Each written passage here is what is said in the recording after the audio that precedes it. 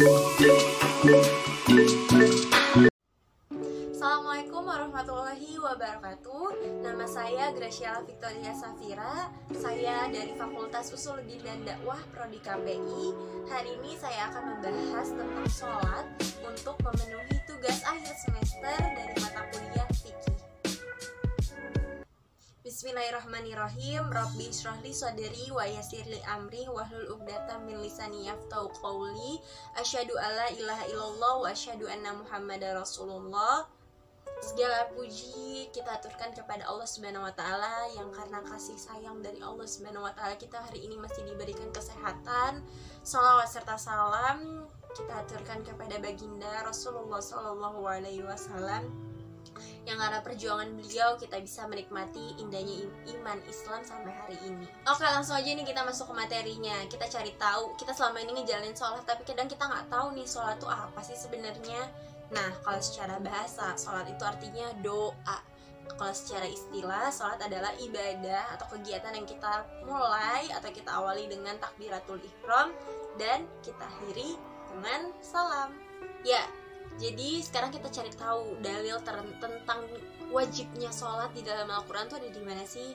Nah, dalilnya itu ada di Quran surat Al-Hajj ayat 77 yang artinya, wahai orang-orang beriman, rukulah kamu, sujudlah kamu, sembahlah Tuhanmu dan berbuatlah kebajikan supaya kamu mendapatkan kemenangan. Nah, itu ada di Quran surat Al-Hajj ayat 77. Nah, kalau dalil hadis yang mewajibkan sholat, yaitu Islam didirikan atas 5 perkara, yaitu bersaksi bahwa tiada Tuhan sesembahan yang berhak disembah secara benar kecuali Allah, dan Muhammad adalah utusan Allah, mendirikan sholat, mengeluarkan zakat, mengerjakan haji ke Baitullah, dan berpuasa pada bulan Ramadan. Nah, ini yang menjelaskan tentang apa sih itu Islam, yaitu ini.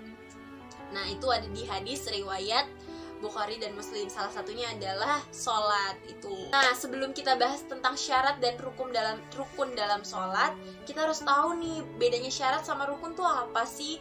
Nah, kalau syarat adalah suatu perkara yang wajib dilaksanakan yang menentukan sah atau tidaknya suatu perbuatan atau ibadah dan ia berada di luar perbuatan atau ibadah tersebut. Nah, selanjutnya, kalau misalnya rukun. Nah, rukun tuh apa sih? Rukun adalah sesuatu perkara yang wajib dilaksanakan yang menentukan sah atau tidaknya suatu perbuatan atau ibadah dan ia berada di dalam perbuatan atau ibadah tersebut. Nah, kalau tadi syarat tuh ada di luar perbuatan ibadah sebelum kita melakukan ibadah tersebut, itu syaratnya. Tapi kalau rukun itu ada di dalam perbuatan tersebut. Next, baru kita bahas syarat sama rukun sholat tuh apa aja sih?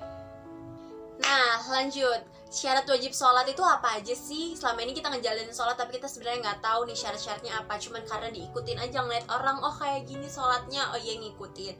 Nah, kita harus tahu syarat wajib sholat itu. Yang pertama harus Islam. Berarti hanya orang-orang muslim yang diwajibkan sholat. Selanjutnya berakal. Jadi orang gila, orang yang nggak punya akal itu tidak diwajibkan sholat. Selanjutnya ada balik. Balik itu dimana kita kalau perempuan sudah menstruasi kayak gitu, itu baru kita diwajibkan sholat. Tapi ada dari hadisnya juga bahwa anak-anak yang umurnya 7 tahun, pokoknya dari kecil itu tuh udah harus diajarin sholat. Jadi begitu dia balik, dia udah tahu nih gimana sih caranya sholat. Selanjutnya suci dari hadas besar dan hadas kecil. Jadi kalau yang lagi haid, nifas itu tidak diwajibkan sholat. Terus kita juga wajib berwudu, harus bersuci dari hadis kecil juga, wajib berwudu untuk sholat. Nah, selanjutnya rukun sholat tuh apa aja sih?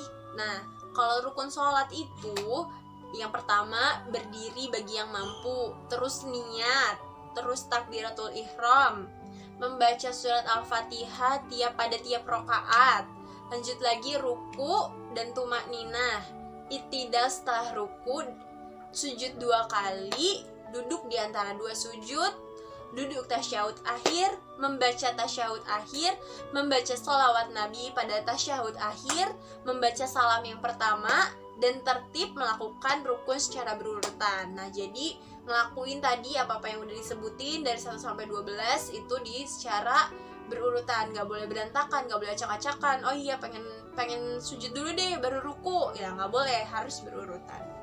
Nah, setelah tadi nih kita udah bahas pengertian sholat, kita juga udah bahas tentang rukun sholat, syarat sholat, kita udah bahas tuh semuanya. Nah, kita sekarang harus tahu nih kenapa sih kita sebenarnya harus sholat. Ternyata nanti di yaumul akhir yang pertama kali dihisab adalah sholat. Ada nih hadisnya, sesungguhnya yang pertama kali dihisab atas seorang hamba di hari kiamat nanti ialah sholatnya. Hadis riwayat At-Tabrani. Nah, next selanjutnya kenapa kita harus sholat, yaitu garis pemisah antara muslim dan kafir. Nah, bedanya nih, seorang muslim dan kafir tuh kita dilihat dari sholatnya. Jadi kalau ada orang muslim yang tidak sholat, nah itu tanda tanya tuh. Karena satu-satunya pembeda antara kita muslim dan kafir adalah sholat. Bukan dilihat dari kerudungnya, bukan dilihat dari jenggotnya, bukan dilihat dari pecinya, bukan dilihat dari bajunya, tapi ternyata yang membedakan kita dengan orang-orang kafir yaitu sholat. Nah, selanjutnya kenapa sih kita harus sholat? Nah, ternyata itu adalah penghubung antara hamba dengan Tuhannya. Tadi kita ingat-ingat lagi ya, definisi sholat itu apa sih sebenarnya yang secara bahasa. Nah, sholat itu kan doa. Kita kan kalau mau berdoa sama Allah dengan cara apa? Media perantaranya yaitu ya dengan sholat. Di situ kita berdoa. Isi-isi dari sholat kan semua yang bacaan-bacaan yang kita baca itu juga doa-doa, kita memohon kepada Allah kayak gitu.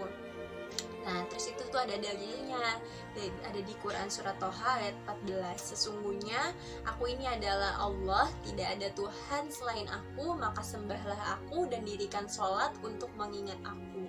Sholat itu jadi pengingat nih bahwa pengingat dan komunikasi kita sama Allah gitu.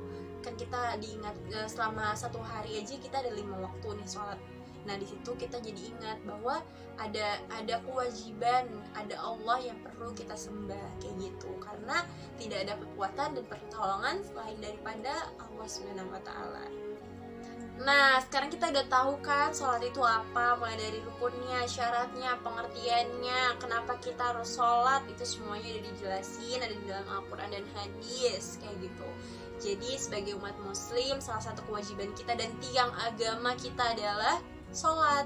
Gimana sih kalau misalnya bagaikan tiang nih ya, kalau di rumah, kalau tiangnya rubuh, rumahnya juga ikut rubuh ya kan.